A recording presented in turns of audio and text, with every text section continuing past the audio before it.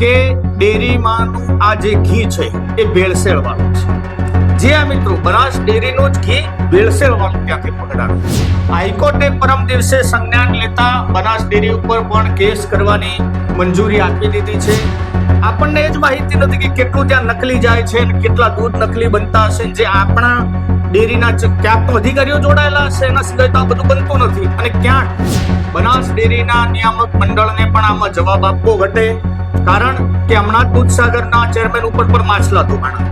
તો આ જવાબ બનાસ ડેરીના ચેરમેનને પણ આપવો પડે. અહીંયા પણ ક્યાંક ગુજરાતની પ્રજા પણ એ ઘી ખાતી જ હશે, અને ઘી જો ડુપ્લિકેટ બનાસ ડેરીના દ્વારા બનાવવામાં કે એમાં ભેળસેળ થતી હોય તો દૂધ કેમ નહીં બનાવતા હોય?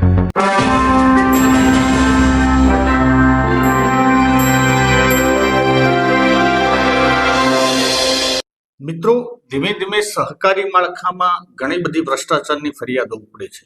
સહકારી માળખામાં ડેરીઓમાં પણ ડેરીઓવાળાએ નક્કી જ કરી લીધું છે કે ક્યાંક પબ્લિકને એવું ખોટું ખવારવું છે, ક્યાંક ભેળસેળો કરવી છે ને એટલો ભ્રષ્ટાચાર કરવો છે. અને એમાં ગુજરાતની તો ઘણી બધી ડેરીઓ ભ્રષ્ટાચારનો પર્યાય બની ગઈ છે, ભેળસેળનો પર્યાય બની ગઈ છે. તો આવો જ એક દાખલો બનાસ ડેરીમાં પણ બન્યો છે. બનાસ ડેરીમાંથી નકલી ઘી પકડાનો ને એ વિશે દિલ્હી હાઈકોર્ટે શું એક્શન લીધા, એ બધી જ માહિતી આજના વિડીયોમાં. નમસ્કાર, હું છું રમેશ ચૌધરી ને આપ નિહાળી રહ્યા છો ષડયંત્ર. મિત્રો, થોડાક સમય પહેલા મહેસાણા દૂધસાગર ડેરીમાંથી ટેન્કર એટલે નકલી દૂધનું આખું ટેન્કર પકડાણું હતું. શું એક્શનો લેવાના એ તો ખબર નથી, પરંતુ ક્યાંક બલીનો બકરો એ ડ્રાઈવર જ થશે. આવું નવું બનાસ ડેરીમાં પણ 2019માં એક બનાવ બનેલો હતો. દિલ્હીની જનકપુરી ડેરી એટલે કે બનાસ ડેરીનું ટેક્સ સેન્ટર છે, ત્યાંથી એક માલ એટલે કે ઘી દિલ્હીના એક વેપારીને વેચવામાં આવ્યું, અને ભગવતી મેસર્સ એટલે કે ભગવતીની જે દુકાન હતી એમને 4 પેકેટ ઘીના આપવામાં આવ્યા.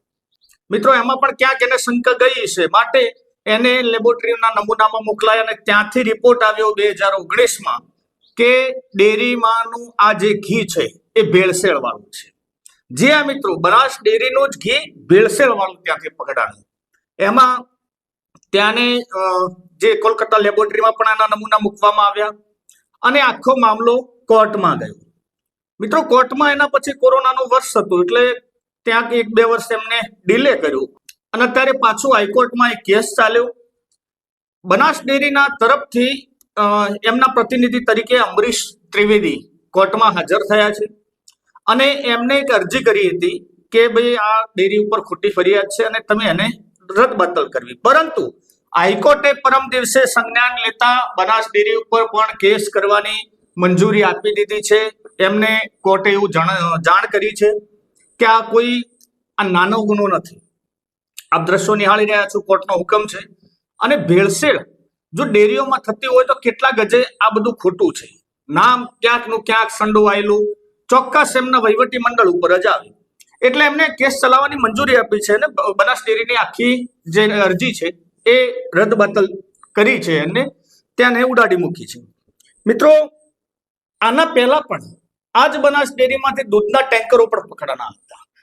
ક્યાંક લોકમુખે એવું પણ ચર્ચાઈ રહ્યું હતું કે ભાઈ 19 ટેન્કરો હતા, છેલ્લે FIR લગભગ 1 ઉપર જ થઈ છે. આવો ચર્ચાઓ જે તે સમયે પણ જોર પકડ્યું હતું. મિત્રો, દૂધસાગર ડેરી હોય, બનાસ હોય કે ઘણી બધી ડેરીઓ, સુમોલમાં પણ હમણાં કૌભાંડની ફરિયાદ થઈ છે. આઉટ સ્ટેટોમાં જે વહીવટ ચાલે છે ને એ આપણા પશુપાલકોને ખબર નથી. આપણને એ જ માહિતી નથી કે કેટલું ત્યાં નકલી જાય છે અને કેટલા દૂધ નકલી બનતા હશે. જે આપણા ડેરીના ક્યાંક તો અધિકારીઓ જોડાયેલા હશે, એના સિવાય તો આ બધું બનતું નથી. અને ક્યાંક એવું પણ બની શકે કે વહીવટી મંડળની આંખોમાં ધૂળ નાખીને કામ થતું હોય, યા પછી એમનો જ નિયામક મંડળના કોઈ સભ્યો અંદર ઇન્વોલ્વ હોય, એના સિવાય આ બધા ગુનાઓ ના બનતા હોય. યાર, ઘી જેવું જો તમે બનાસ ડેરી નકલી ત્યાંથી બનતું હોય અને લેબોરેટરીમાં રિપોર્ટિંગમાં સાચું આવતું હોય, શું માનો છો? કેટલા હદ સુધીના ગુનાઓ છે. એક તો આઉટ ઓફ સ્ટેટનું દૂધ લેવાનું. દરેક ડેરીઓને વધારે ઇન્ટરેસ્ટ છે, દરેક સંઘોને, કે ભાઈ આઉટ ઓફ સ્ટેટમાંથી દૂધ કલેક્શન લેવું, ત્યાંની પ્રોડક્ટો બનાવીને પ્રોડક્ટો વેચવી. પરંતુ આ સીધી લીટીમાં જો અત્યારે દેખાઈ રહ્યું છે કે પહેલા તો આપણને ખબર જ નથી કે આવું બધું થાય છે, પરંતુ સોશિયલ મીડિયાના જમાનામાં અને ડિજિટલ યુગમાં ફટાફટ માહિતીઓ પણ આવી જાય છે. એટલે આ એક મુદ્દો પણ ઘણો મોટો ચગ્યો છે. બનાસ ડેરીના નિયામક મંડળને પણ આમાં જવાબ આપવો ઘટે, કારણ કે હમણાં જ દૂધસાગરના ચેરમેન ઉપર પણ માછલા ધોવાણા હતા. તો આ જ જવાબ બનાસ ડેરીના ચેરમેનને પણ આપવો ઘટે, કારણ કે આ બધી ભેળસેળની આપણા ઘરના છોકરા ઘંટી ચાટે, પાડોશીને ઉપાધ્યાયને આટું હકીકત છે આ કહેવતું.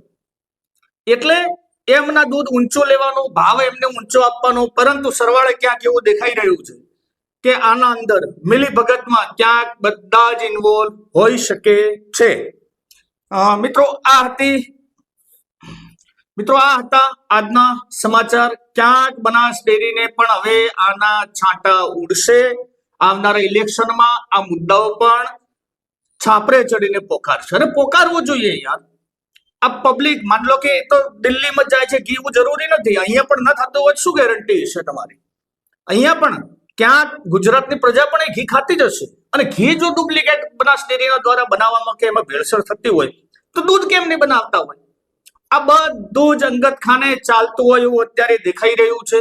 જોઈએ બનાસ ડેરી આના ઉપર શું એક્શન લે છે. મિત્રો વિડીયો ગમે હોય તો લાઈક, શેર અને કોમેન્ટ કરજો, ને હા, ચેનલને સબસ્ક્રાઇબ કરવાનું ભૂલતા નહીં. જય હિન્દ, જય ભારત.